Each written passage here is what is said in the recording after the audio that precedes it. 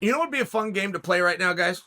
You always see this done after the events. I'm talking about playing it right now. What do you do with victories on Cody and Sean?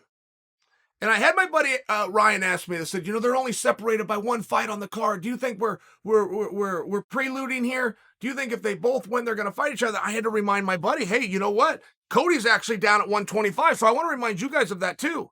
Because if you want to talk about what do you do with Cody, Cody's a star. Cody has the it factor, period. Simon Cowell brought that to the world's attention, talking about the it factor, but it's a real thing, and you know it when you see it, and Cody's got it. 125 pounds does not have that. 125 pounds is starting to have that. Figueiredo and Moreno, it's a big deal, both of those guys. Figueiredo did it completely different, not only becoming the champion, he's always got some gimmick going. He usually does it with his hair. Great, I'm into a gimmick. Does it with his attire, looks fantastic, wearing scarves, he's wearing glasses, he always looks cool. Okay, great, I'm into that. Kamaru Usman did the same thing, it works. And then you've got Moreno, who's just got this incredible story. And he's the first ever Mexican-born UFC champion. I'm not positive you guys understand how powerful that statement is. That means so much to so many people. There is such a pride and an honor within combat to the Mexican culture. Tremendous. And they have tears in their eyes watching their own succeed. It's a big deal. So we cannot say 125 does not have stars. Those guys make that statement impossible. Are they as big of a deal as Cody? I don't know. I don't know about that. I don't know. Cody's the real deal. Not only can Cody fight like a son of a bitch, Cody's got one problem, which is he's too damn stubborn. Cody can do anything he wants in that octagon except get in a firefight. I guarantee you, in this next fight, and the one after that, and the one after that, Cody will get in a firefight. Just because. You hit him, he has to hit you back. He can't, Cody has this rage. It's one of the things, when I talk about the it factor, it's one of the things we love about Cody. But for him to get to where everybody wants him to go, which is to a title fight, he's going to have to get a win. At most, he's going to have to get 2. No more. He is down at 125 to get a title shot.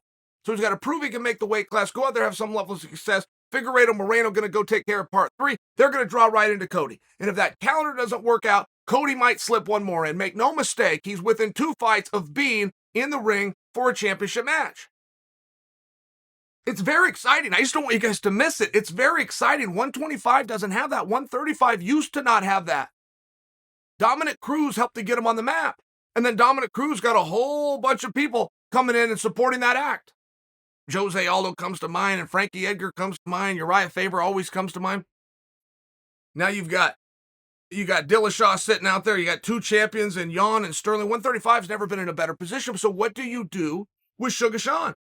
I hope, and I'm not going to get my way for much longer, Sean is going to get a ranking. He's going to have to fight ranked guys, and he's going to work his way up and be treated the same as everybody else. I'm not going to get my way forever, but for the short term and for as long as we can get it, I want him to remain the unranked champion. I want him to remain the biggest star. I want him to remain on the top of the bill. I want him to work his way closer to co-main and main event status. And I want him to keep fighting unranked guys. And they can keep him unranked. I don't know how you can rank him.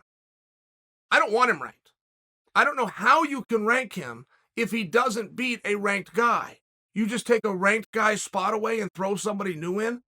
I mean, I know that the rules in the ranking committee is going to fiercely adhere to the rules that they make up on the spot, but I don't know how you can do that. They got in a jam with that Chimaev. Hey, we're seeing something special here. We got to get this guy a ranking, but he hasn't fought any ranked guys. Who are we going to steal a spot from to give to him? And they figured a way to do that. That's the beauty of having a pencil in your hand. It's got an eraser on the other end. You can write the script any way that you want to. I don't think he qualifies for a ranking. I know he's good enough. That's not the point. I want him unranked. I want him unranked, and I want him fighting unranked guys, and I want him doing it on top of the bill, teaching a lesson to all the rest of the guys that your ranking means crap. Your placement on the card is what's much closer directly related to the commas on your paycheck.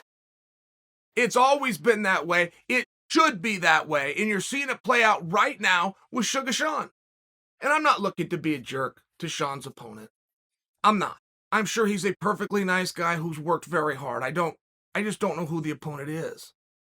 I don't know who the last opponent was. I know his story.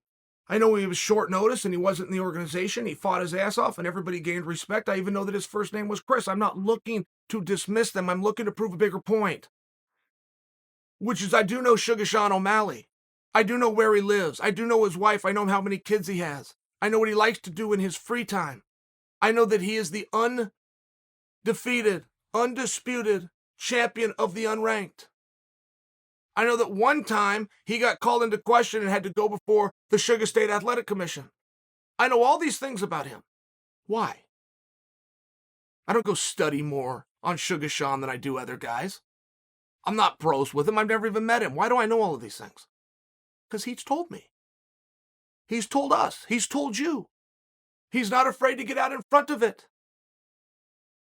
He realizes that appearance matters. He realizes when he's doing a cameo ad event from the front row and all they're going to do is throw the camera on him, he's not going to punch anybody. He's not going to say anything. All you're going to have to do is look at him. So have a cool look to see. He gets these things. They're small. They're simple. This is low-hanging fruit. This is marketing 101.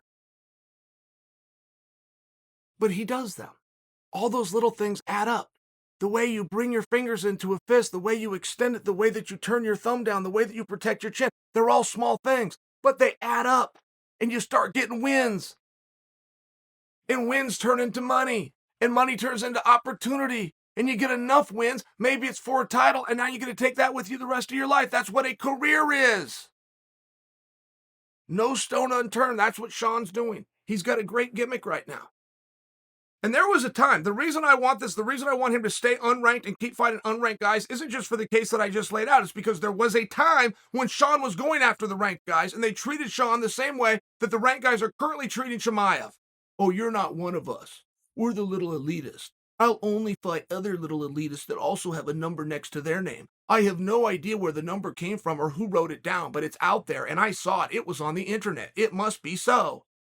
They didn't want to give him his chance. Now they all want it because they're jerking the curtain and he's on top of the bill. I don't want him to give it to him. This is purely out of spite. You ever see that Curb Your Enthusiasm where Larry David opened the spite store? I, for one, get it.